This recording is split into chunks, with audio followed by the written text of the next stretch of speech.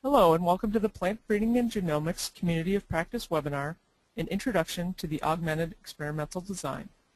My name is Heather Merck and I'm the Content Coordinator for PBG and your host today. For those of you unfamiliar with the Plant Breeding and Genomics Community of Practice, aka PBG, I invite you to explore our training resources at www.eextension.org/plant_breeding_genomics. I also invite you to subscribe to our newsletter, PBG News, to stay up to date with PBG webinars and other news. You can sign up at pbgworks.org. During today's webinar, Dr. Jennifer Kling of Oregon State University will provide an introduction to augmented designs and perform sample analyses using data from her meadow-foam breeding program. Please note that today's webinar is intended to be an introduction to the augmented design. We are planning a future webinar focused on more complex analyses. Today's presentation, as well as Dr. Kling's dataset and SAS program, are available at extension.org/pages/60430. The webinar recording will also be posted here within the week. After today's 45-minute presentation, you will have the opportunity to ask questions.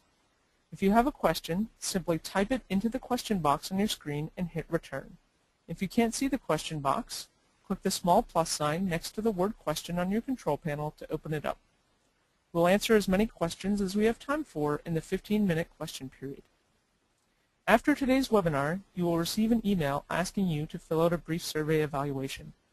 Please complete this evaluation so that we may better tailor our webinars to your needs. In addition, please sign up to join us for next Thursday's webinar, How to Use Double Haploids for Winter Wheat Improvement. Please now join me in welcoming today's presenter, Dr. Jennifer Kling. Dr. Kling is a plant breeder who teaches experimental design to graduate students in agriculture at Oregon State University. She has considerable experience in the application of recurrence selection methods to improve yield, stress tolerance, and disease and insect resistance in cross-pollinating crops. She enjoys analyzing data and was the data curator for the Barley Coordinated Agricultural Project. Dr. Kling received her bachelor's degree in crop science from Oregon State University and her master's in agronomy from the University of Nebraska-Lincoln. She obtained her PhD in genetics with a minor in statistics from North Carolina State University. I'll now turn things over to you, Jenny. Okay, well, thank you for that introduction, Heather.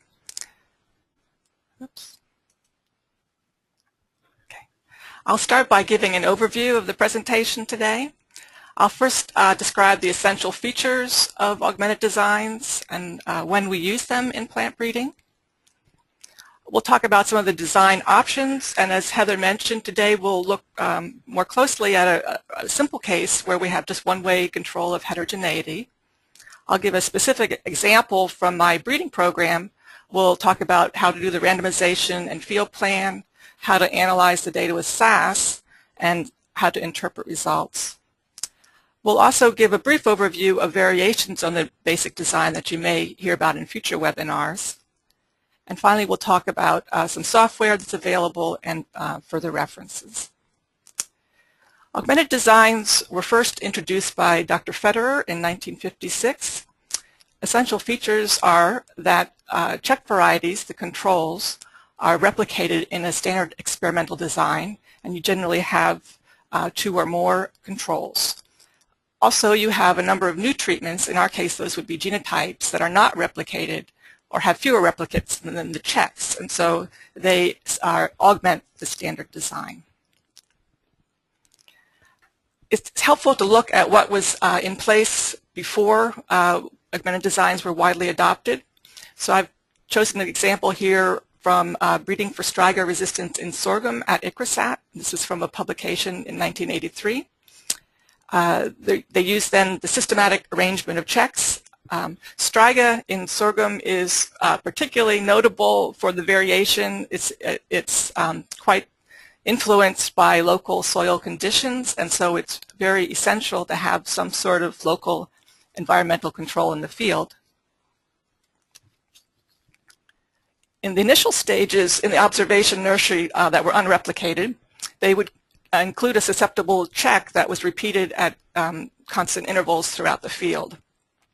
After that, they would go to replicated trials, and they would have one particular susceptible check that would be surrounded by 8 test plots, and they would use that susceptible check to adjust the observations on the test plots. In the final, more advanced stage of screening, they would actually use a susceptible check every other plot. And you can see that this is quite resource intensive in that there's a lot of the area in the field devoted to the check plots that you cannot use for your selection.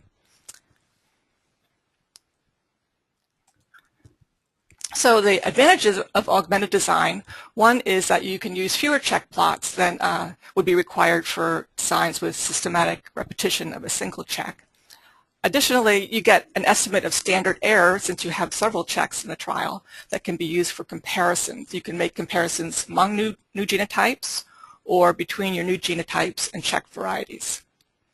You also have a means to adjust your new genotypes for the field heterogeneity in the field. There are some disadvantages. You are still spending some resources on production and processing of your control plots. You still need those control plots. Also, you have relatively few degrees of freedom for your experimental error, which means that you may not have sufficient power to detect differences among treatments if it's a trait that's not highly heritable. Also, unreplicated experiments are inherently imprecise, no matter how sophisticated the design. So when would we use them? In early generations, when seed is limited, we may have too many new entries to replicate, or it may be difficult to maintain homogeneity within our blocks because we have so many entries to look at. They can also be used in on-farm research. Growers may prefer to grow a single replication, and they may not be able to accommodate all of the entries in the experiment. So,